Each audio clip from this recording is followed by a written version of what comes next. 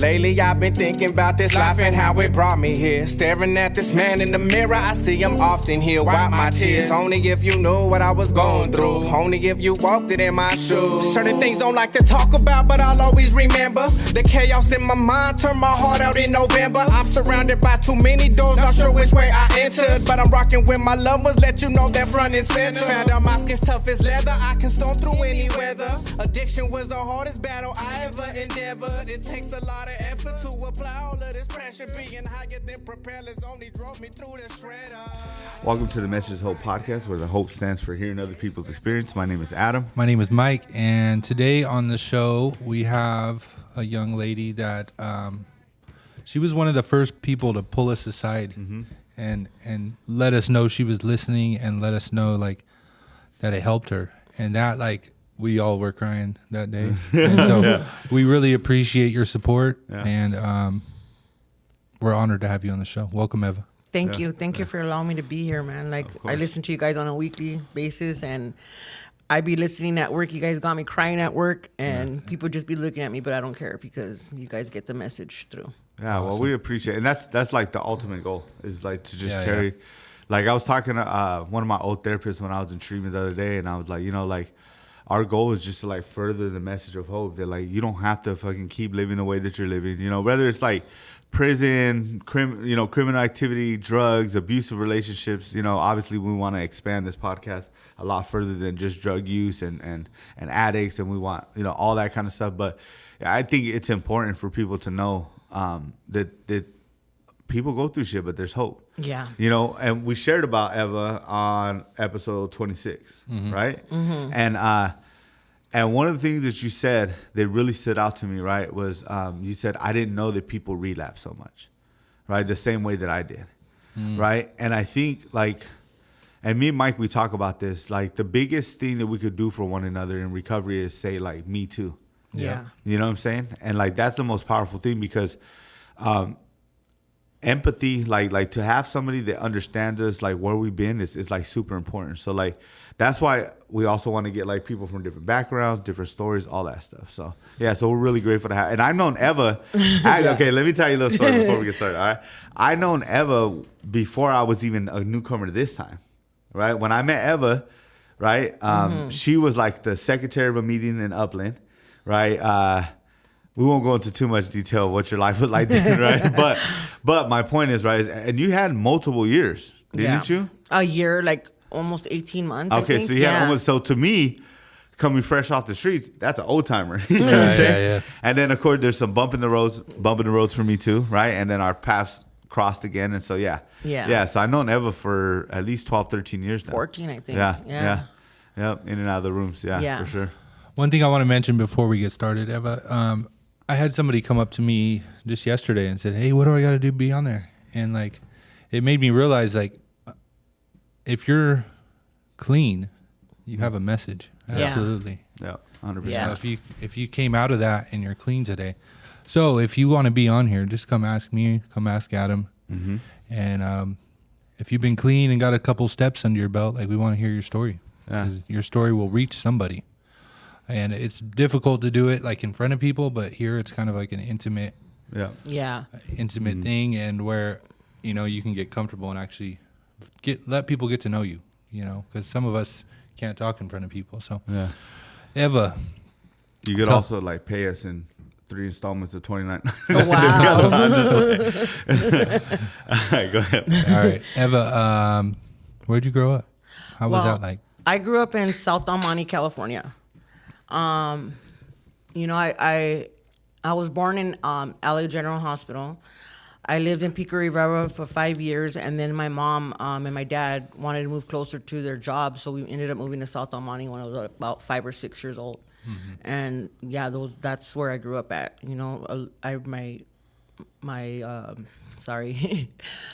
My school, elementary, middle school, and high school.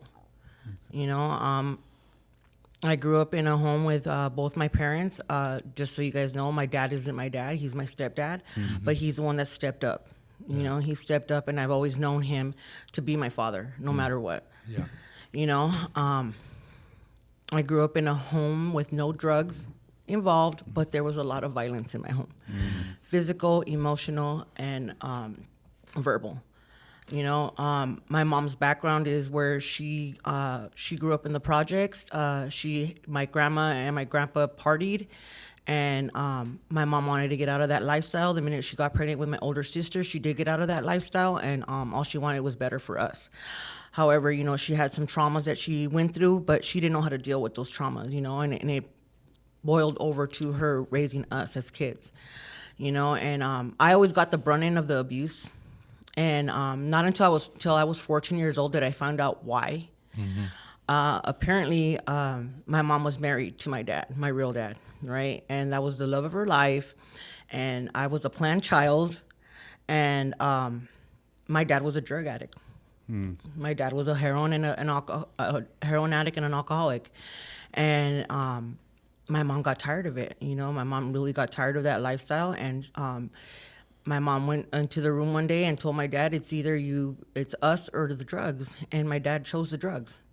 You know, from the story that my mom tells me, my dad, I was laying next to my dad, and my mom told my dad, I'm leaving you. And he swooped me up and said, give me all the money in your purse or I'm going to keep Eva.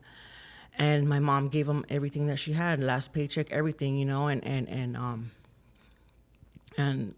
you know what? I think my mom held on to that resentment of him, and I look exactly like my dad, man. I was gonna ask you that. I look exactly like my dad. I hear about that a lot. Like when a child looks like the estranged partner, they can be abused sometimes because of that. Yeah. So. You know, and like my mom got remarried. Well, she was with my dad she's been with my dad for, I'm 44, for the last 44 years. Wow. You know, my stepdad was trying to get at my mom when she was pregnant with me, and he pursued her for a long time. And, you know, they ended up living together, you know, and they ended up growing, you know, being together and having 2 kids of their own. You know, I have an older sister, a younger sister, and a little brother. You know, it's 4 of us in the family. You know, and growing up for me was difficult. You know, when we moved from Pico Rivera to El Monte, like my first language is Spanish, so like I went to South El Monte speaking Spanish. So and I thought that was okay, you know. And then when I started going to school, like it wasn't okay. I found out. You know, and I was picked on. Like I was bullied at school a lot. You know, I was the outcast at school. Like I didn't have the name brand stuff. I didn't have, you know, it's not that my parents were on welfare or anything like that. It's just they made it. They made by, you know, they made with whatever they had. You know, they both had jobs. You know, they had the roof over our head. You know, they bought a house. You know, we had the vehicles, and they worked, man. You know, they worked their butts off. You know, just any middle class family would. You know, but we had our demons at home. Like we had our demons. You know, like I used to hate my brother and sister a lot, man, because like I would get beat and they wouldn't. You know, my dad would protect them. My dad would always protect my little brother and sister. I love you, little sister, if you're gonna listen to this. You know, and like for a long time it was like that. You know, and my mom had always like told me not to do things. I was a bad kid. I'm not gonna lie, man. Like I was this bad kid. Like my addictive behaviors began a long time, like long before my addiction, man. Like I would be doing things like knowing that I was gonna get in trouble, but I would still do it and not care. You know, like my first addiction was stealing, man. You know, my first addiction was stealing. You know, and anything to get that attention, man. And I understand that today. Like whatever attention I could get, I got it. You know, let me see. I got sexually abused when I was young. You know, but I was always scared to tell my mom, because my mom always told us if something's going on with you, you need to let us know. But it's just the manner, the tone and approach that she told us. I was scared to say anything, you know, and the abuse continued, you know, and it was by family members, you know, and I held on to that, man. Like I was exposed to things that I shouldn't have been exposed to at a young age. You know, it made me sexually active at the age of 12. Wow. You know, and but like I said, like in school was hard for me, man. Like I was always getting bullied. Like I wasn't liked in school for some reason, and I don't know why. Like I really don't know why, you know. And like my biggest thing that I hated the most is the teachers would not do nothing about it, man. They wouldn't do anything about it, you know. And like I remember one time the principal told me, "Why don't you stop crying?" And I looked at him and I go, "Why don't you do something about it, man?" You know, there was only one teacher there when I was in 7th grade that did something. Like, he didn't do really much, but like this one kid, Bobby, man, I hate him. No, but you know, I don't hate him no more because I did my porch step and I was able to let that go. You know, I was able to let that go, you know, but I didn't like him very much, you know. And I remember I got up because he kept calling me a bitch and a dog, because that's what they did to me at school. They call me a bitch, a dog, ugly, like all kinds of different things, you know. And not only was I having that at school, but I was having that at home too, because my mom would tell me too, like, you're ugly, estás fea, and, you know, just things like that. My mom was very mean to me, you know. And I remember I got up and I walked up to him and I just socked him in the face, man. You know, and that was a turning point of me becoming a bully. You know, and I realized that in my 4th step. You know, and but yeah, like at the age of 12 was like a turning point for me. Like I started having sex at a young age. I started experimenting with alcohol, you know, weed. It wasn't that much of a big deal for me at that time because I was more sexually active than I was in drugs, man. You know, and but yeah, like I was always ditching school, like just anything to escape from the home, anything to escape from school, you know. I remember one time I went to school with all kinds of bruises, right? Because I stole money from my mom's purse that morning, and my mom caught me, and I had all kinds of bruises on my legs, right? And the people that actually were my friends at school, like, they were like, "Oh, you need to go tell, and I was like, "No, I can't," because no matter fucking what, like, I didn't want, even though I knew that it wasn't a healthy place that I was in, like, I didn't want to be separated from my mom and my dad. Like, I didn't want to go into foster care. I didn't want to go live with other people, man. Like, I knew that it was toxic where I was at, but that's all I knew. And I didn't want to be away from my parents, you know? I mean, other than like all that bad stuff, no matter what, my mom always fed us. My mom always made our Christmases good. We always went out to like amusement parks. We had road trips. That's one of my favorite things doing, like even till this day, is going on road trips and sightseeing and all that stuff, you know. But yeah, life was I always wanted to escape, man. I always, in whatever which way that I could, and it wasn't even necessarily with drugs. It was just with whatever. Whatever I can escape with, like, I did it. Like playing fantasy with my neighbor, you know, like just different things, you know. And then like when I like 12 and 13 years old, I started running away from home. You know, I started running away from home. You know, the first time I ran away from home, it was for a whole month. I think I was like 14 years old. And I still wasn't into drugs yet, like not as bad. Like, I would smoke weed here and there, but like I said, one of the addictions that were early on was sex, you know, and because go ahead. You ran off with a boy? I ran off with a 30-year-old man. Oh, wow. Yeah, you know, and the only reason why I did that was because I had threw a ditching party, and the girl that I thought was my friend went and told my mom. And that day, I was out in my front yard. My mom came out, and I was just sitting out there in the front yard, right? And my mom came out and started talking shit to me one more time. And you know what? My mom shoved my face in shit, man, like dog shit, you know. And I was like, I'm done. Like, fuck this shit. You know, so I went and looked for this guy. I knew where he was at, and I ended up running away to East LA for a month, man. Like, not with him, though. I didn't stay with him the whole time, man. I stood with him for about a week, and then I was like, I ain't getting nothing out of this motherfucker. Like, let me go find someone else, you know? And like, you know, that's how my life has always been. I always jump from one person to another, man. Like, that's always been my thing. Like, I'll jump from one guy to another if they're not giving me what I want, you know? And I met this guy, some paisa guy, and he fell in love with me, and he kept me under his wing, and I had ran away to East LA, man. I remember this in the Maravilla projects, right? And bad things happened to me when I was there, man. Bad things. Like, I got gang raped. I got raped. Just really bad things happened to me. And there's this one old like old guy, yeah, right? Like a veterano guy, and he's like, you need to get out of here, man. Like you don't belong here, you know. And he took me to McLaren Hall. If anyone knows McLaren Hall, it's like it's in Almani. It's a place for like they put the bad kids and stuff, or the ones that don't want their parents don't want them and stuff. And he dropped me off right there, you know. And they called my mom, and my mom came and picked me up. You know, and at this point, my mom didn't know what to do with me, man. You know, and at that time, I didn't know that my mom actually cared, you know? Like, I really didn't.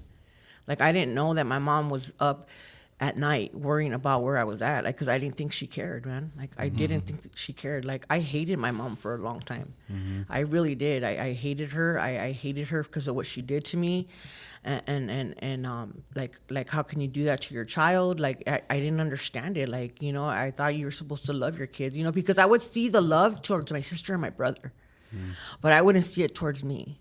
You know, my older sister, she fucking did her own thing. Like, you know, if she wanted to be in sports, she did it. Like, if I wanted to be in sports, I couldn't do it. Like, my mom had me sheltered because she was scared that I was going to turn out like my father. And lo and behold, I still did. You know, I still did. In every aspect of my life, I still turned out like my dad. Like, you know, he gave up on his kids. I gave up on my kids. Like, I didn't want my kids when I was getting loaded, you know? Like, and I'm not ashamed to share that. Like, I never lost my kids. I gave my kids away, man. You know, and I could never understand, like, I understand today why, you know, because the disease, man, the disease wanted me and only me, you know, and that's all I wanted, you know? When I was 14 years old, like, that's when a lot of things changed, man. A lot of things changed because, my mom, like, I remember as a kid, like, we would always go to Whittier, right, to this office. And I'd always wondered why we had to wait in the car and wait in the car and wait for my mom and my dad to come out. Well, apparently my mom was looking for my real dad to divorce him. And we didn't know this, right? So finally, I guess my real dad signed the divorce papers, right? And but he wrote me a letter, right? And my mom sat me down. She gave me the letter. She gave me a picture of my dad, and she told me that my stepdad wasn't my real dad. And my whole world came tumbling down. Like, you didn't know until then? I didn't. Like, I never thought we had different last names, but it never occurred to me that because my mom and me had the same last name, but it never occurred to me that, you know, I had a different dad. I knew my older sister had a different dad. We all knew that, but with me, I never knew that, you know, and then things started making sense, man, you know, but from there, like, the relationship got even more different with me and my mom. You know, it never got different with my dad, ever. Like, till this day, it's never been different with my dad. Like, no matter what, that's my appa. That's my appa, you know, and then I just started running away more, man. I started running away more. Like, the second time I ran away to Pico Rivera, man. And that's the first time that I tried, what do you call it? Not the shrooms, Sure. PCP. Sure. PCP, yeah. That's the first time I tried PCP, man. But I started dabbling in crack, man. Like, that was my first drug, was crack. Like, I smoked P-Dogs. Like, I remember smoking P-Dogs all the time, and it wasn't enough. It just wasn't enough, man. I started smoking crack, man, and back then, like, I didn't know you could smoke crack out of a glass pipe. I used to smoke it out of the sockets, you know, because that was, you know, that was it, you know, and I had found myself finding friends in different parts of El Monte. Well, no, I'm not gonna lie, not different parts of El Monte, but, like, I would go around the corner from my house at the dead end. It was dead in Alpaca, and there was a garage there, and there was addicts there. And all these addicts were way older than me. They were like 20, 30 years older than me, you know, but they accepted me. They accepted me whether I had money or not, you know. They accepted me as I was, you know, and I found my new friends. You know, I found my new friends, you know, and the guy across the street sold crack, so I became his best friend, you know,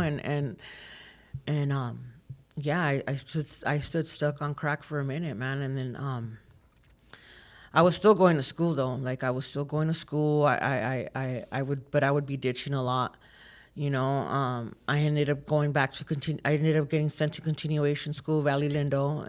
It's on the other side of Almani, and I did good there. And then they sent me back to regular high school, and then I ended up getting pregnant. I met my son's dad. And it was good for a minute. Like, I wasn't getting loaded no more. It wasn't. I was too busy in him because he was. We were just into each other.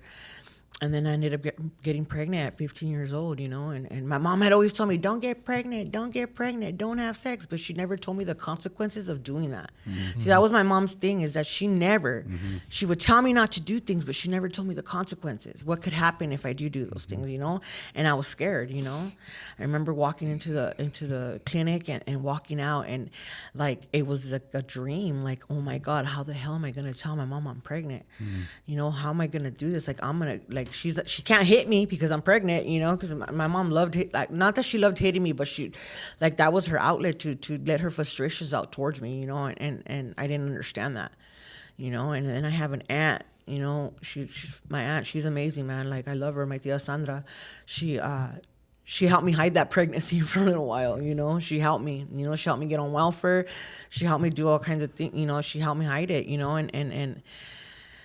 and then I had to end up telling my mom, because my mom, like, she kept track of the tampons and the pads. She kept track of that stuff, and if we didn't use it, she would know something was up, and she knew something was up, and I told her I'm pregnant, and mind you, and this whole time that I was pregnant with this kid, I didn't use any drugs. Like, I didn't get loaded at all with this kid, I got pregnant with him. I was going to school. I went back to Valley Lindo. They sent me to the mother with the pregnancy program, and I was going to school there, man. And I was doing what I was supposed to do. The van would come every morning and honk, and I'd run out there and I'd jump in the van and I'd go to school. And then I had him. I had him. The dad's family didn't want to have nothing to do with me. They didn't believe that it was his kid, but it looks like him. It looks like all my kids look like me. I feel bad for them sometimes, but yeah, he didn't want to have nothing to do with him, And then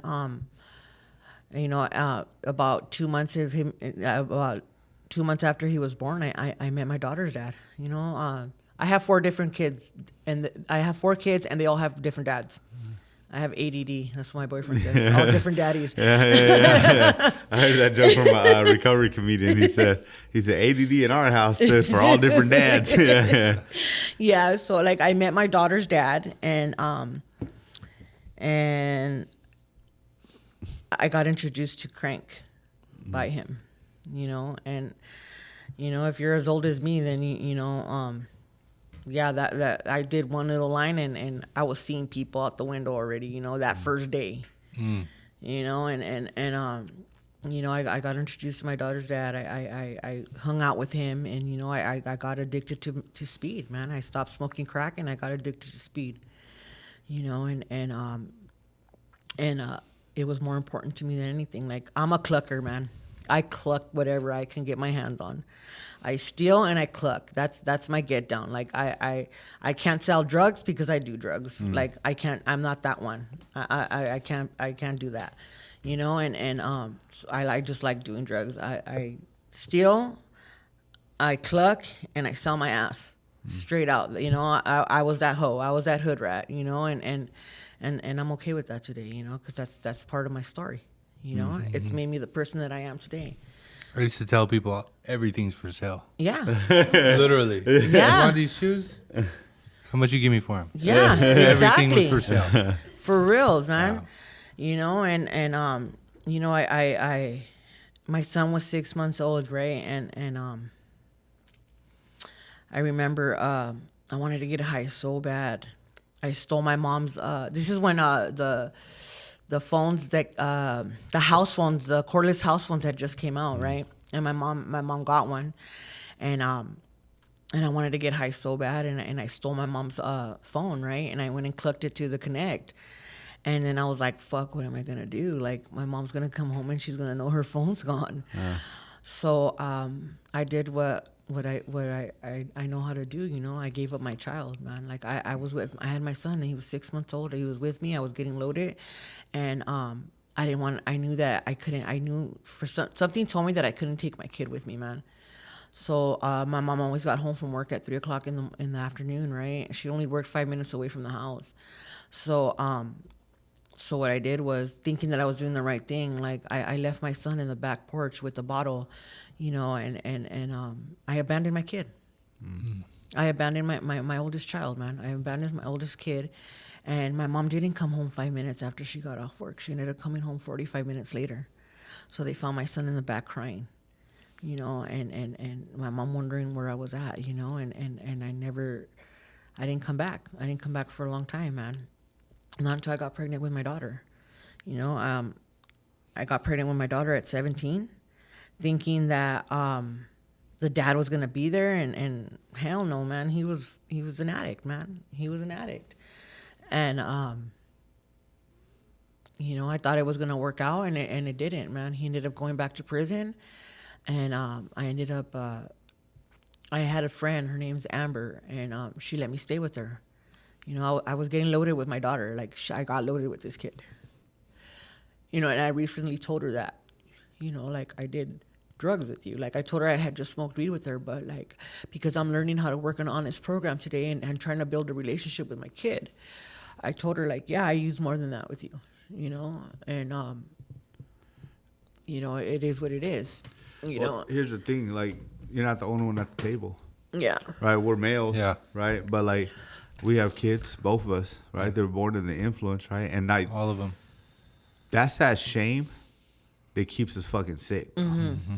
Right, like not being able, like it talks about it, right, in the program that we work, right, honesty, open-minded, and willingness. Right. Yeah. The honesty, it is about being honest with others, but it's about being honest with ourselves. Yeah. Right. What is my truth? What is the reality here? Right. One thing that really stands out to me, which is a big revelation for me, right, was drugs are more important to me than anything. The moment that I pick up and get low, I'm not saying right now, right? I got 11 and a half years clean, bro. Like, I don't give a fuck about any of that shit. That's all that shit's for the birds. But you put one in me, bro, I'm smoking my whole house away. Yeah. Right? I'm putting my kids in a needle and fucking shooting them. Like it's just what it is. That's the nature of the beast. Yeah. You know what I'm saying? And so like my mom used to tell me, don't do drugs, but she never told me why.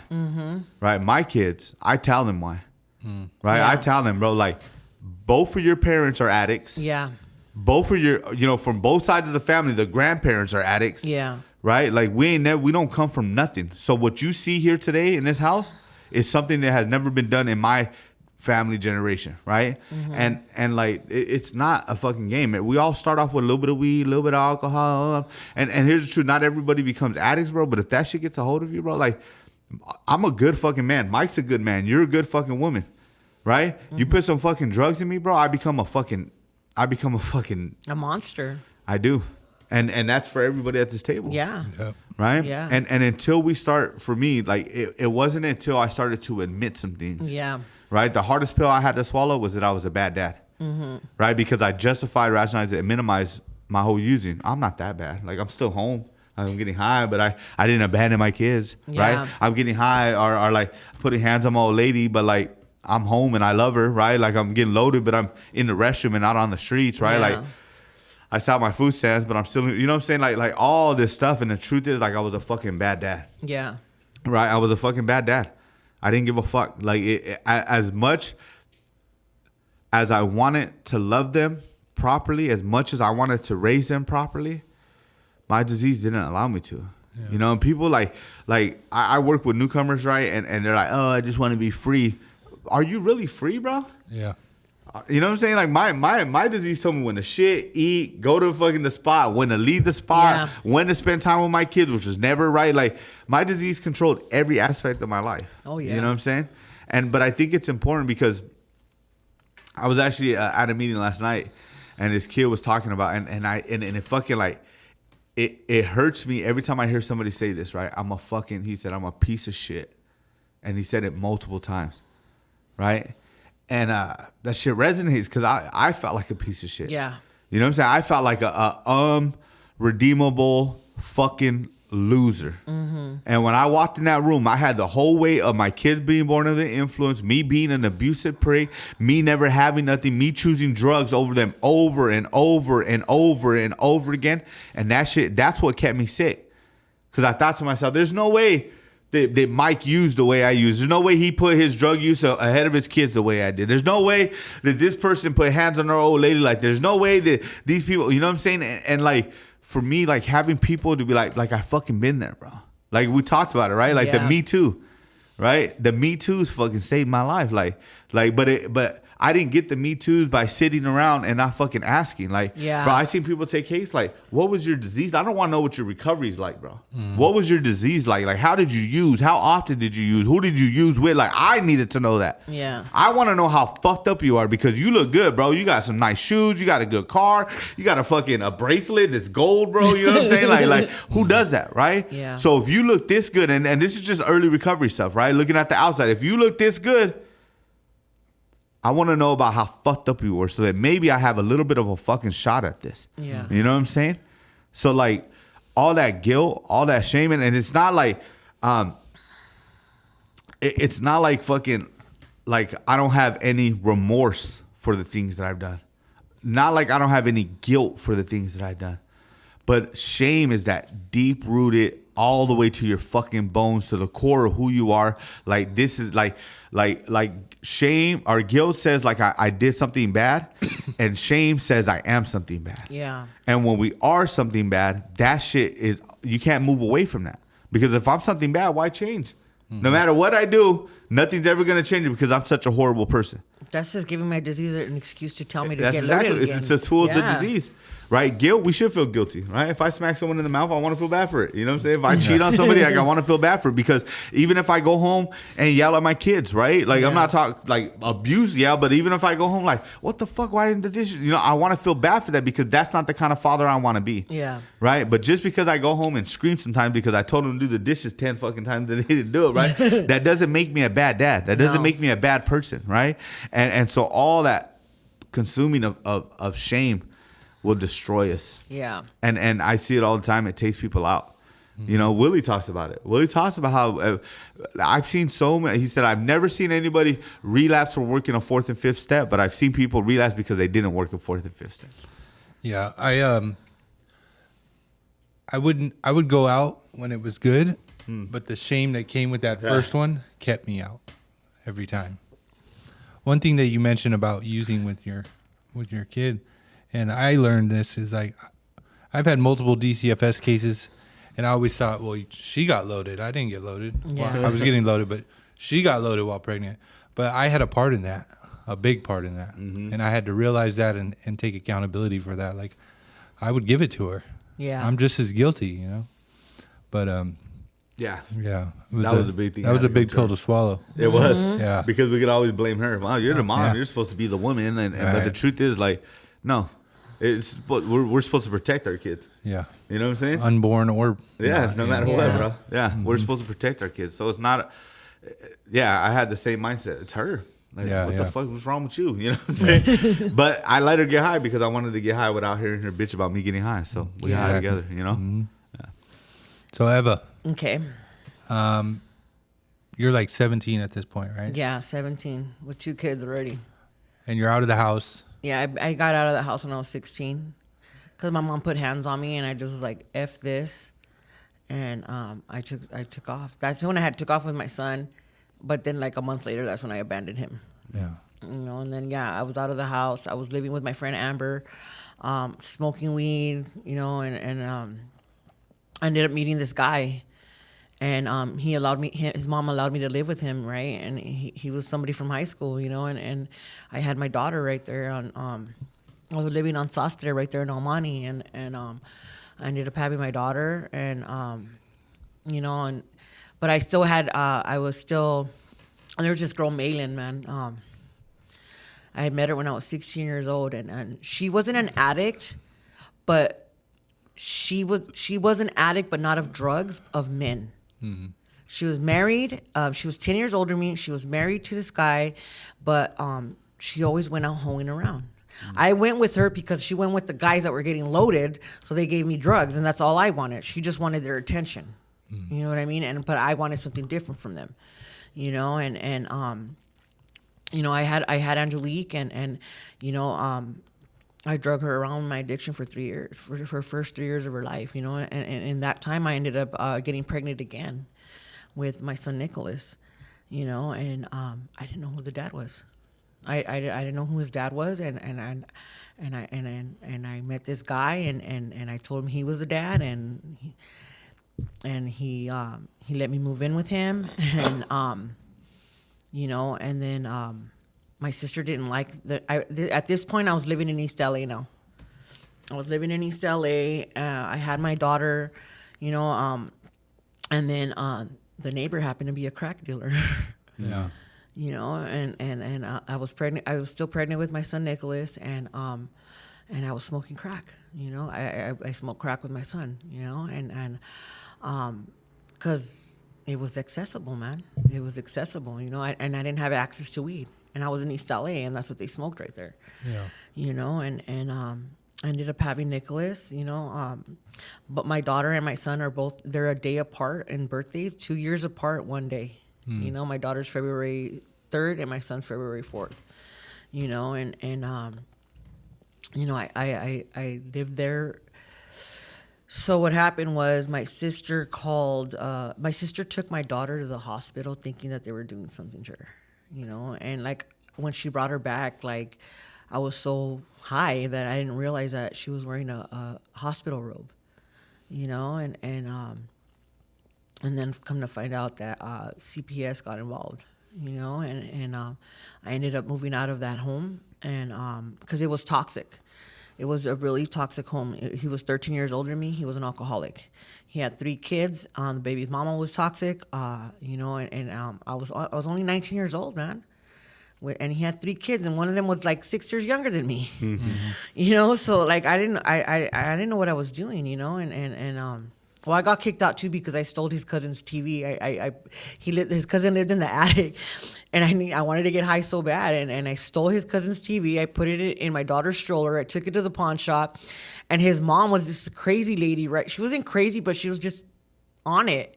She got the serial number. She had the serial number to the TV. She went to every single pawn shop, and they found out that I'm the one that collected it. So I had to leave, you know. So I ended up leaving, and I moved in. I moved in with my mom, you know, and CPS was still involved. It wasn't like to where I got a case, but they came and they told me that that I had to either that I had to get clean, and I was like, all right, you know, and I did good. I did good for 29 days. I did good. You know, I started going to school. Like I was going to be a medical assistant. Like, and at this time I haven't been to jail yet. Like I have not gone to jail. I've never been in trouble with the law yet or nothing like that. You know, and I was going to school. You know, and then the day before I had to test for them, man. I don't know what got into me, but I went on a binge, man. I went on a binge. I smoked weed, I smoked crack, I did meth, and I was scared, you know. And I had this guy, like, there was this guy, married guy that I was messing with, like, but he was always there for me and my kids, man, no matter fucking what. Like, if I needed diapers, he bought them for my kids. If I needed milk, he bought it for me, for my kids. Like, he was always there for my daughter, like, no matter what, you know. I was his booty call, you know, and I guess I must have been good because he gave me whatever I wanted, you know. I don't know. Until this day, I'm still his friend, you know. He's like, if I'm doing it, he always he's a good person, you know, no matter what. Like, he is a good person, but he was the connect too of weed, you know. But that's all he did was smoke weed, you know. And but anyways, I had contacted him and I told him, bro, I need help. Like, I got a test and I'm dirty. So he went and got me one of those tests, you know, when they first came out, and I did it. And that shit didn't work because when the social worker came back, they said that I tested dirty for all those things, you know. And at that moment, like, I had an ultimatum. It's either I move out of the house and my kids go to foster care, or my kids stay at home and I with my mom, and I go. I looked at my mom and I told her, please don't let my kids get taken away, you know. And so my mom, she took responsibility of my kids. And that was the fucking green light for me to fucking keep doing what the fuck I wanted to fucking do, dude. Yeah. That I took full advantage of that, man. Full advantage of that. You know, my son's dad, Nicholas's dad, he came and picked him up and said my mom's not going to take care of him, that he was going to raise his kid. You know, mind you, that's not even his real dad. And what's it called? So he took him. He's had him ever since he was I think like 9 months old. You know, and my mom stayed with my well, she already had my youngest son, my oldest son, and Angelique. Sorry, my daughter stayed with him, and stayed with my mom, and like I said, that was just a green light for me to keep getting loaded, right? And that's when the promises started. You know, oh, I'm gonna get better, and nothing got better. Nothing got better, man. Like there's this story that my so I'm gonna tell you guys this story that my daughter she just told me this just recently, you know, and when she first told me it hurt. It fucking hurt because it was the truth. You know, like my thing was that when I wanted to rest, I would go to my mom's house, take a shower, eat, and go to sleep. But I'd say I'd be going over there to spend time with my kids, and that wasn't the case. And my daughter told me the other day, like a couple months ago, she goes, Mom, remember when you'd come to Grandma's house and you'd come, take a shower, eat all our chimichangas, and fall asleep and not spend time with us? And then I told her, yeah. You know, and you know, her reminding me of that reminded me of the fact that when I was leaving, my daughter would be at the fucking door crying, Mom. You know, and we lived in the middle of the street, right? Like in the middle of the block. And I'd be walking down the street when I didn't have a bike. I'd be walking down the street and I could hear her at the corner. That's how bad she wanted me, you know, but the disease had me in its grips and I didn't care. Like, I was like, I'm just going to go get high so I can forget this shit, you know, and I did. You know, I did, you know, and you know, my disease continued for, you know, like, I ended up moving to Whittier, and I met so what happened was I was in East LA, and I was walking the streets. I was walking Whittier Boulevard, and this guy picked me up, right? And, you know, I did my thing with him, and this guy goes and drops me off at my ex's house. This guy that is Marcus, right? Rest in peace. Yeah, he was a big part of my life for 5 years, you know. And he drops me off. The guy tells me, he goes, look, I'm gonna take you to a good dude, and trust me, he's gonna take care of you. And he did for 5 years. This guy, and that was his best friend from work, you know. And so like I met Marcus, and I was living in Whittier, and you know, I ran amok in Whittier. Like, Marcus was an addict too. You know, he was an alcoholic and an addict. Like, his main priority was alcohol. I remember he used to drink Kessler, man. You know, and he, you know, I ran amok in Whittier for a long time, man. And that's the first time I in those 5 years, I learned how to slam dope. I fell in love with that shit, you know, and you know, my whole life, like, in my addiction, like, I hung around with a bunch of heroin addicts all the time, you know, but I never did heroin.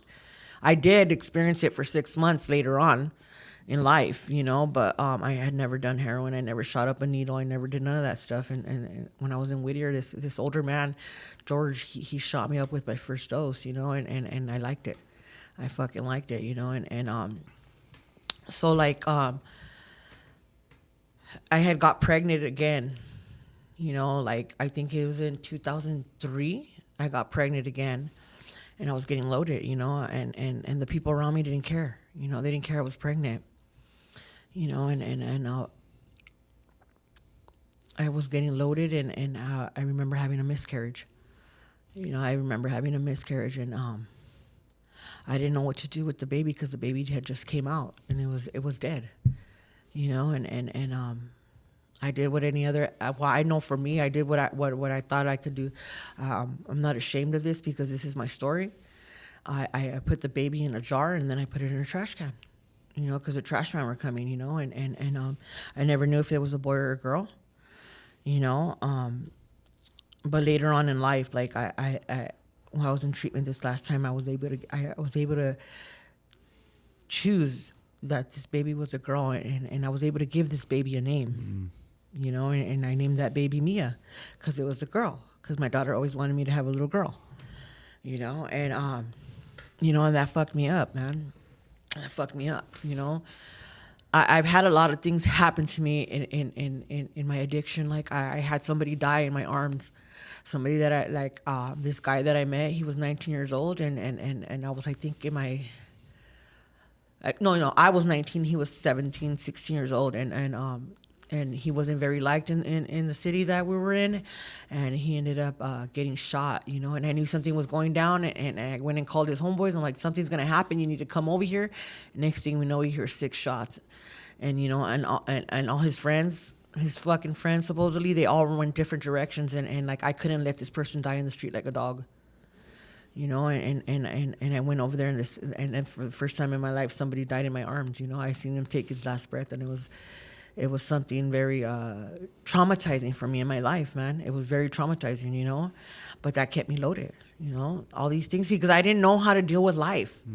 I didn't know that there was a different way out, man. I didn't, you know, and then like, after having that one miscarriage, like, I still kept running the streets. I kept getting loaded, all in Whittier, right? And then I met my son's dad, you know.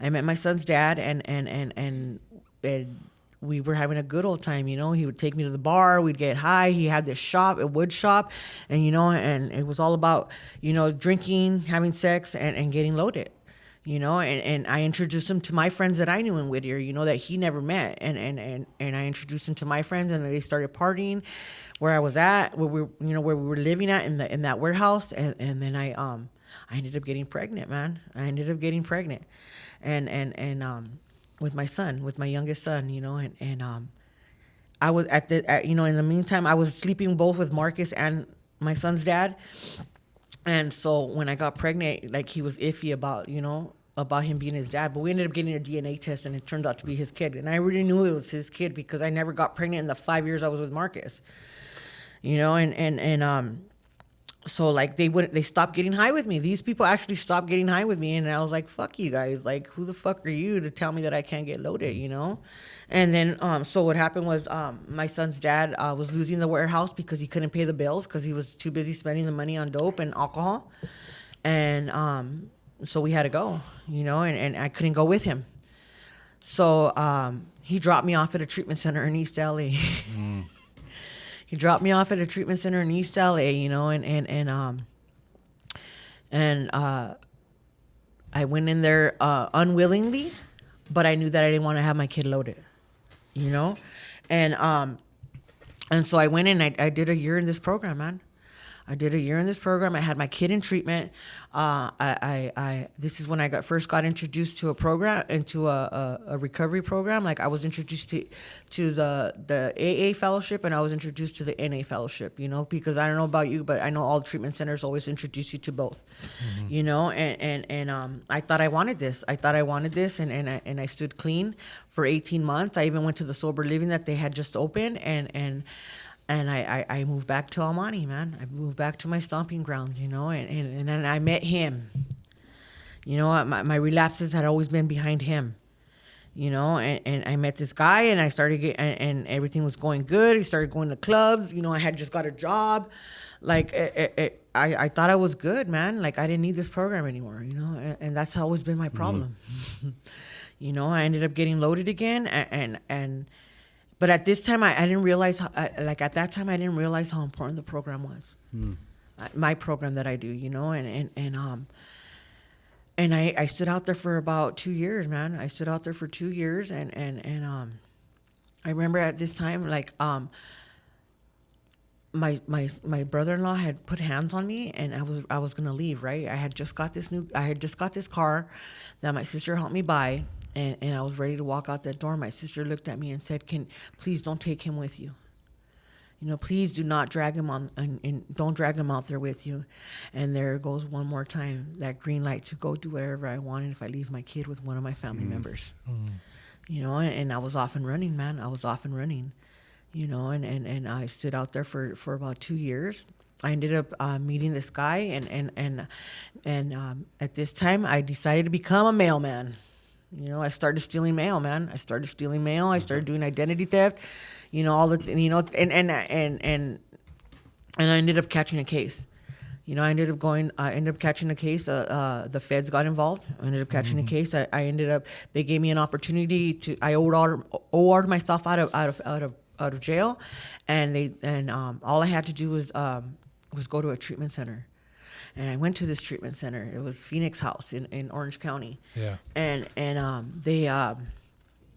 they told me all I had to do, you know, I just had to do 3-month program and until I had to go to court, right? And then it was co-ed, man. It was co-ed. That's always the bad thing. and then like all the jobs that they had there, all the clients did the jobs. You know, watching the clients at night, it was a client's job to do the graveyard shift. So the guy that was doing the graveyard shift, I hooked up with him. You know, it was the client's responsibility to take us to court. So when we would go to court, whoever had a license, the guy that I hooked up with had a license. He's the one that I chose. Like, we made it to so he could take me to court. You know, and I ended up going by my sister's house, right? And my brother-in-law, he called the treatment center and told on me, like, he snitched on my ass, dude. And I got back to the treatment center, and I ended up getting kicked out of that treatment center, right? And I remember that day, man. That was the first time I actually spent the night on the street, man. I had this anklet bracelet on me. I slept in. I remember my nephew was being born, and my sister couldn't come pick me up, and I had to wait till the next morning to get picked up, you know. So you know, I got picked up, and there I go one more time to Almani. Almani was always a big trigger for me every time I went back. You know, and I ended up getting loaded again. And then I ended up getting caught. Finally, I went to prison. I got out, and I was doing good for a year because I had to pee in a cup, right? Once that year was over, I ended up getting loaded one more time, right? One more time, there I go getting loaded, and my probation officer told me it's either go back to prison or get in a program, and this is when I got into prototypes, right? And I did a year at prototypes. And that's when I ended up moving out here to the IE. You know, my mom ended up buying a house out here in Fontana, and thinking that it was gonna help me. And it didn't help me at all because I always ended up finding out the people, you know. I did good for a while. This is around the time that I met Adam. It was a little bit after I met Adam. You know, I was in treatment and I was doing good, and then I met him. One more time. Adam knows who I'm talking about. Yeah. You know, and it was so toxic, man. It was fucking toxic. It was a really toxic relationship. Like, he lied. Like, he told me he only had 4 kids. He actually had 8 kids and 1 on the way. You know, and he was still with baby mama. You know, and this guy was obsessed with me, right? He was obsessed with me. Like, he ended up getting loaded, and it was my fault that he got loaded. You know, and in that process, this is when I was doing meetings in Upland, and I was a secretary and treasurer. Like, I was involved in Narcotics Anonymous. Okay, Narcotics Anonymous. You know, sorry, you know, like, I ended up relapsing. You know, I ended up relapsing again. You know, and then I came back. You know, and that's when I started doing meetings in Fontana, and I want to do meetings in Fontana because they were crazy right there, right? But now I'm just planted there. You know, like, that's where I do my meetings all the time now. But you know, like, I was finally able to let go of that relationship, and you know how I was able to let go of that relationship? I jumped into another one. But I've been with this man for 11 years. You know, ever since then. You know, you know, mind you, like, 5 years into that relationship, I got loaded one more time. You know, I had 3 years clean, and I got loaded again. You know, and it was a different kind of getting loaded this time, though, for me. Like, I've been homeless. I know what it is to run and gun. I know all that, you know, but it was a different kind of it was a different kind of relapse for me because I had a job, I had a car. Right. I didn't think I thought I was better than, man. I thought I was better than everybody else, you know. And I didn't need the program anymore, right? And my boyfriend enabled me. He enabled me, right? And I've been to 4 treatment centers with this guy since I've been with this guy. Since in the last 5 years, I've been to 4 treatment centers. You know, the first one I went to 34 days after I was there, like, I'm good. Come pick me up. And he had hope. He had hope, you know, and I ended up getting loaded like a couple months later. And I ended up going back to another treatment center, 60 days there. And I told him, I'm good. Come pick me up. He still had hope for me, you know, and no, I ended up going out for a year, you know, and then this last time, like, I ended up going to another treatment center in San Bernardino, and I did 64 days, and I did good for a year, and I ended up relapsing a year after, the next day after I got a year clean. Because I didn't do what was suggested around here. Like, I've always done things the way that I wanted to do things, and not realizing that I was digging my own grave, man. I was digging my own grave by running on sheer will. On my own will, man, thinking that I had these bright ideas and that my thinking was the best thinking that there was. Like, I used to tell my own man, if you just let me get loaded, everything will be fine. Just leave me alone and I'll be fine. You know, not realizing that I was hurt. Like, I have never experienced the pain and hurt that I caused in my family when I was out there in the streets. This time I actually experienced the pain and hurt that I was causing in my family, but I didn't care. Even though I was seeing it, I didn't care all the pain and all the hurt that I was causing the people that I loved, man. I didn't care, you know, and you know, and at this time, like, you know, my daughter, like, I had sent her away. I sent my daughter away when she was 16 years old, sorry, you know, because I couldn't handle her, you know, and I sent her away on her own journey. You know, she my daughter is an addict as well, you know, and you know, this last relapse that I had, my daughter had came back 7 years later, you know, after I sent her away, right, and she was in a bad relationship. She was alone out there in Oklahoma, and I told her, when you're ready, come call me, you know, and you know, she came back home, you know, she got clean. I was clean, you know, but then I ended up relapsing, right? And then she ended up relapsing. And guess what? We ended up getting loaded together, you know? And I didn't do meth with my daughter. I smoked weed and I drank alcohol with her. You know, like, I would manipulate my daughter. Like, I would use her. I would abuse her. I whatever means and ways and more that I can get my because this time around, like, if you guys don't think alcohol is a drug, it is. Crazy. It makes no sense. Yeah. It doesn't. I mean, it makes sense So to is somebody. weed. It makes sense to somebody listening to this, but I'm telling you right now, like, that is a tool of the disease too, separating one substance from another. Yeah. And that somehow a disease is. I used to hate when people would share, like, my drug of choice or a relapse is right at the bottom of the bottle. No, it's at the tip, bro. Yeah. Fucking the liquid comes out, motherfucker. That's where it's at. Like, for me, this time around, alcohol was my drug of choice, you know. And it's crazy because when I went back to treatment this last time, they're like, "What's your drug of your primary drug of choice?" And I'm like, "Alcohol." And they're like, "Wasn't it meth last time?" And I'm like, "Yeah, it was, but it's alcohol this time." It like, just trust me, okay? Because like I don't know what it was, but it's like alcohol. I don't know. It was just alcohol. Like, it was easier. Cheaper? It's cheaper. Not even. Not the way that I was drinking. Okay. You know, and Socially acceptable. it was socially acceptable, and I could go get it. Make sure I was at the Circle K by 1:45. Make sure that I got it before 2:00, and make sure I was there at 6:00. I was at one time and unlocked the door because it's 6:00 and they need to sell me alcohol. That's how bad it was for me.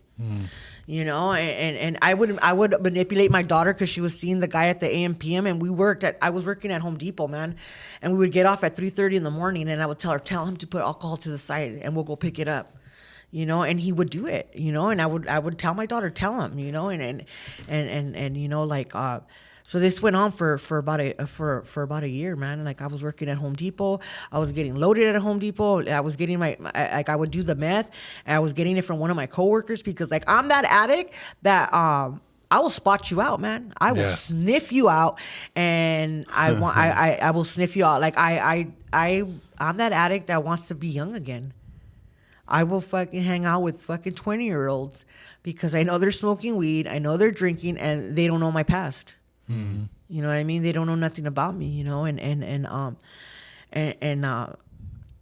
yeah, I was at Home Depot getting loaded, and I was doing my job. Like, I got Employee of the Month twice that year, like, but the thing about it, I had a resentment, you know, because they knew I was loaded and they still allowed me to work. The day that I got fired from Home Depot, I was like, fuck you, motherfuckers. You know I was loaded. And now all of a sudden you want to fucking test me? Like, they pulled both me and my daughter in to get drug tested. I'm the one that failed. She did it because she was smart enough not to do it at work. She did it after she got off work, you know? And I know I'm all over the place, you know? That's all right. But, like, I got fired from Home Depot. I stayed out for about a month, you know? In September, I was out. I got fired July 6th, and in September is my clean date is September 13th. You know, but September 9th was the day that God intervened in my life. God intervened in my life because my old man got sick and tired of watching me kill myself, and he did something for me that I couldn't do for myself. He kicked me out of the house. Like, he was done.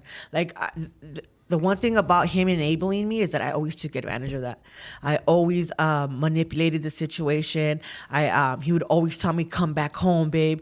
You know, please don't do this. Come back home. And I would, you know, I would do it, you know, and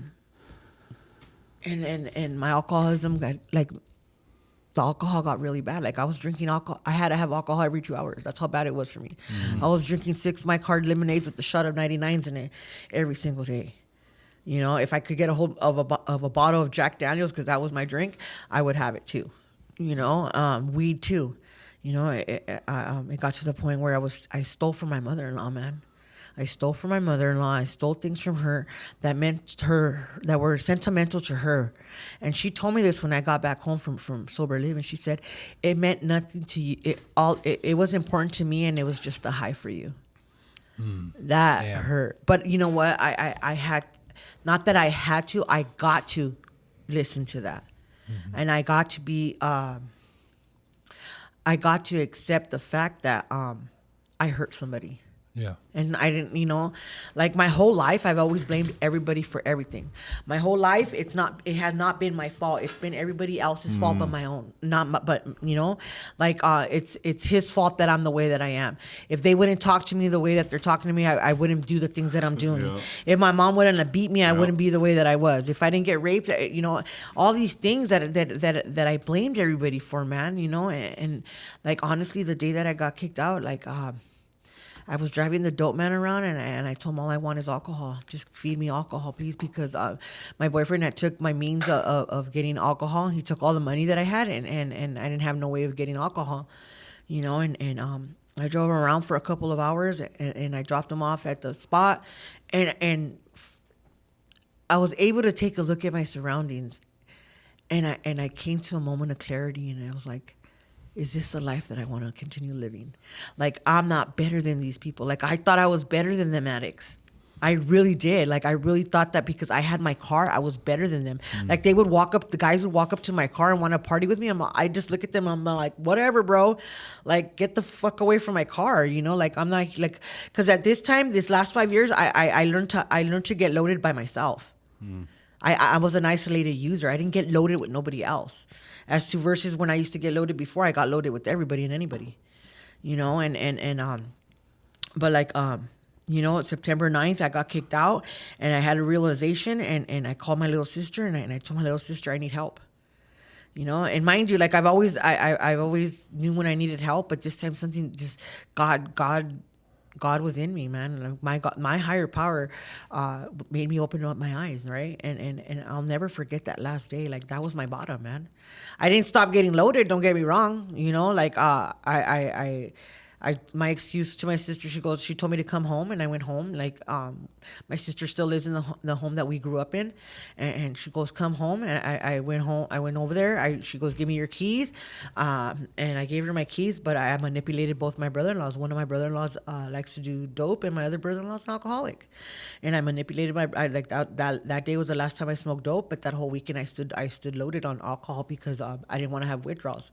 Monday morning came around, my sister threw my phone at me, and she goes, do what you got to do to get the help that you need to get, you know. And I called around. I called Sark, and I wanted to go to a certain detox center, so I had to call them, and I went in, you know. And on Tuesday, September 12th at 3:00 was the last time I put anything in my body. You know, I'm that addict that likes to party before I go into anything. You know, I want to get loaded. I want to have one last hurrah. You know, and something happened this time. I woke up at 6 o'clock. I went to sleep at 3. 6 o'clock, I was getting woken up. I had a bottle of Dr. Pepper with half of it, like this much of, like a fourth of Dr. Pepper in it. The rest was all Jack Daniels, right? And I turned around, I looked at it, and I was like, I don't need that. You know, I don't need that, you know, and I went into detox. I went that day, and you know, thank God that I didn't take that drink, because I went through the emergency room, and I was withdrawing, man, because the last drink I had was at 3 o'clock.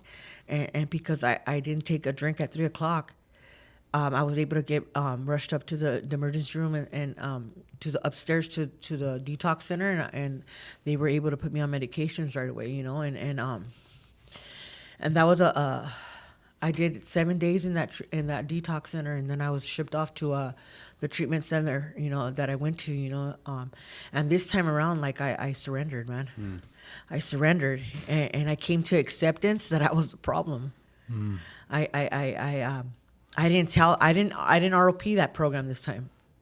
You know, I didn't run my own program this time. You know, I followed their direction. You know, I remember when I would be in treatment centers, they say hold each other accountable. I held motherfuckers accountable. You know what I mean? Like, you're not gonna get my freaking Friday activities taken away because you want to act stupid. You know. But when I first got there, like, I was paranoid. I was paranoid like a motherfucker. I was paranoid. I would talk shit. I'd be like, fuck you, bitches. Like, fuck you. If you have something to say it to my motherfucking face. Don't talk shit about me. You know, and some, you know what? Hurt people, and I learned that in there. You know? Because sometimes, like, I wasn't fully tripping, but some of the women there were mean, and they would take out what I would say in group, and they would take it out and throw little side comments, you know? And they didn't think that I understood, you know? And that's when I would start going off. You know, and one day, where the treatment center I was at, they have this thing called I&I. I forgot what it stands for, but you sit in a circle and then you tell each other about yourself, right? Yeah. So I knew it was going to be about me, you know? So I was like, okay. And I prayed to God, and I asked God, like, just let me be accepting of whatever they're going to tell me, man.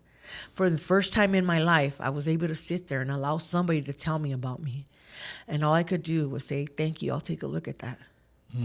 You know, and for me, that's something hard for me. You know, like, fuck you, motherfucker, you ain't gonna tell me about me. You know, and that was like a pivotal moment for me, you know. Well, I was in that treatment center too, like 2 weeks after I got there, like so like 2 weeks after I got there, like I got pulled into the office, you know, and they told me, we're going to tell you something, but we don't want you to, like, overreact or anything like that. I'm like, what? Like, what's going on? You know, apparently my daughter cut herself, like, bad. You know, and for the first time in my life, I was like, what do you want me to... Like, I would have ran a long time ago. Like, I would have ran. But I was like, what do you want me to do? I can't do anything if I can't help myself. I cannot help her if I can't help myself. I'm sorry. You know, and you know, by the grace of God, my daughter has a year clean too. I have 14 months clean, and she's coming up on 14 months clean. You know, and it took what it took for us to get where we're at right now. You know, it like, I don't regret anything that I've been through in my life. Like, you know, I have an amazing sponsor today. We share the same sponsor, you know, and honestly, like I feel like I'm becoming the woman that I need to become because he's guiding me in a good direction. You know, I'm on my 6th step right now, man. Like, I've never gotten this far in step work, man. Like, my 4th step, I was able to realize the resentments that I had, and realize that that I have a part in a lot of stuff that was going on in my life, you know, and I was able to forgive, like, people, and it was such a freeing experience that I've never felt that before, you know. Like, I've never I have a connection with my higher power, like, on a daily basis. I thank my higher power, you know, for letting me be present, you know. I wouldn't have that connection if it wasn't for these 2 addicts that one of them has 18 years and one of them has 11 years clean. You know, and the one that has 18 years clean told me, get on your knees and pray. Do the 3rd step prayer. You tell me, get on your knees and do that prayer, you know, on a daily basis. The other one would tell me, pray to God to tell him save you from yourself. Until this day, I do both those prayers on a daily basis. You know, because it's not just about saving me that one time that I needed him to save me. I need him to save me from my thinking every single day, man. Because if I allow this to think for me, like, I'm screwed, man. I'm screwed. Like, life is beautiful for me today, man. Only because I decided to do something different in my life, and that's not do things my way. You know? I was gonna ask you that, but you pretty much covered it. Like, what's different about this time that from all the others? But you I accepted that I'm the problem. Yeah. You know, I'm got into the work. I gotta do the work, man. I can't expect God. I can't expect to talk to my higher power and tell him what I want without doing some footwork. You know, and like before when I first, like the other times that I've been here, like I was saving my face and my ass at the same time. Right. You know, because I was worried about what everybody thought about me. And today, like, I don't care what anybody thinks about me. If you like me, you like me. If you don't, oh well, that ain't your opinion about me is your opinion. You know, like I have trust today, man. Like I didn't trust women. And today, like I trust women, and it's only because those women that did that circle thing with me, that's when I knew that I had to trust somebody. You know, I've always trusted men. Don't get me wrong, but I needed to trust a woman. You know, I needed to trust a woman. You know, and if they hurt me, they hurt me. That's a learning lesson right there.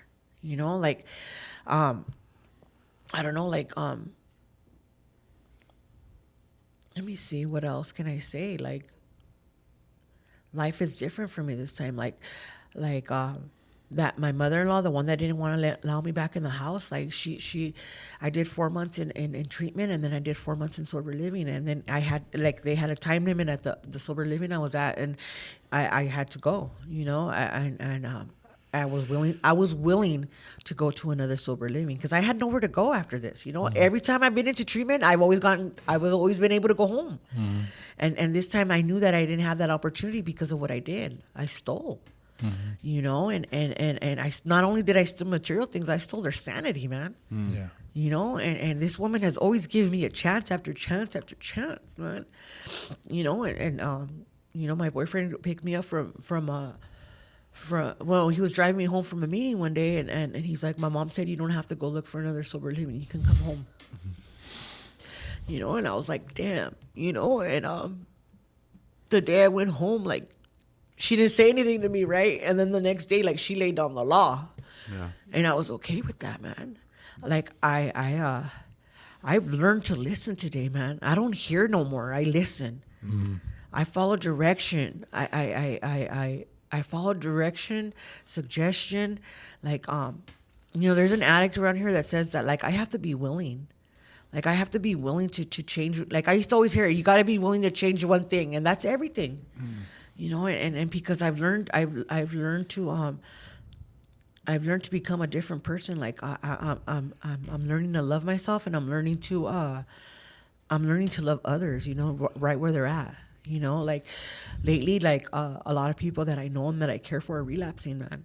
And you know what? The only thing that I know how to do is be there for them if they want it, you know. But it's a reminder for me that it's not working out there and that I need to be vigilant in my recovery, man. Right. I need to keep working. Like, I'm on step 6 right now. And honestly, like I did 25 of those, and I looked at him and I was like, damn, I don't like myself right now, you know, and I don't know, like, I just do what you guys tell me to do, man. Like, so that one addict that told me to get on my knees and do that prayer every day on a daily basis, like, he tells me, he goes, when you're new, you need to allow other people to do your thinking for you that have experience in this, because you don't know how to think. And that's what I've done. I take that with me. Like, when I feel that my thinking, I can't think for myself, I'll allow someone else to think for me because they have that experience and I don't. If I'm hurting, I ask for help. If I'm, you know, like, I just do things different this time. Like, it's not about me. This time, has nothing to do with me. Yeah, the healing part has a lot to do with me, but everything else, like, I can't do this alone. I've understood that today. I can't do this alone. Yeah, I cannot do this alone. Like, I can't. And my life is good, even with work, man. Like, with work, like I work at I have had this job for 9 months, and I'm okay. I'm okay. Like I don't worry about what everybody else is doing around me. I don't seek out the people that are getting loaded, because trust me, I smell weed all the time. I know the people that are drinking. You know, I could see the people that are all twacked out. Like I could see all that, but you know what? I stay away from those people today, because that's not what I want. Like I have some kind of sanity in my life today, man. I have a sense of peace in my life today. You know, I don't know, but I wouldn't be where I was at if it wasn't for the God of my understanding and the people in the program that I'm in. Honestly, I wouldn't. No. You know? So. Oh, yeah. Thank you, Eva. You did great, dude. All right, thank you. You know, it's funny is she was like, "You guys are gonna guide me through this, right?" And we didn't. Every time I had a question, like 10 seconds later, you were answering it. So I didn't even cut in. That's what happens when you're an avid listener. You know what I'm saying? He knows the program. Yeah. All right. Well, there's one question we always ask. If there was somebody out there who's relapsed over and over, somebody who's ran the streets like you did, and experienced some of the things that you've experienced, what's a piece of advice you might give them? Well, I know for me, because I don't like to tell people what to do, but like for me, I had to come to full surrender, man, and I had to come to acceptance that I cannot do this alone. Like this is a program of like for me, the program I'm in, it's like just reach out and get the help that you need. Like don't let that last one be your last one, man. You know, let us love you until you can love yourself. You know, like surrender is the key. That's all I know. You know, surrender is the key. Having the God of my understanding in my life is another key. And not doing things the way that I want to do them, because I don't know shit. Like for me, I don't know anything.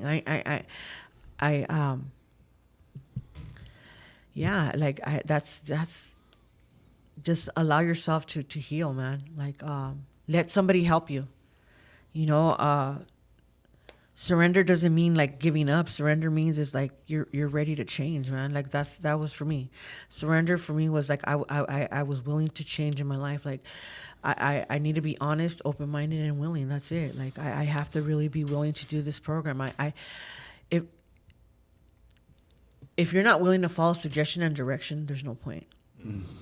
Sorry. Ouch. That's the bottom line. If you're not willing to follow suggestion or direction, then there's no point, because that means you're still going to do things your way, and you're going to keep bumping your head. And I know that because that's the experience that I've had. Right. Oh, yeah. Well, thank you, Eva. Thank you, everybody, for listening. Please subscribe, like, comment, and share this message with anybody who you think needs to hear Eva's story. Please be sure to follow us on IG, which is the Messages Hope Podcast _ between each of the words. And yeah, Mike, you want to give them the email? Yeah. If there's anybody out there or yourself wants to get on here, if you're clean today, you have a message, please reach out to us on any of the socials, or you can email us at themessageshope@gmail.com. We'll see you next week. Looking for the right state of mind to get my time right. I just hope my time's right. Lost up in the limelight, but you'll never know unless you walked up in my shoes. As someone who struggled with addiction in the past, how does it feel to be able to give hope to others who are still struggling now? You know, it's such an honor to be able to hear other people's experiences of life, to see how when faced with the very thing that was sent to destroy you, kill you, and take you off forever didn't, but rather you have been given a second chance to give hope and be a light for those who are still in the dark. So don't be afraid to share your message to the world. You never know whose life you might be saving.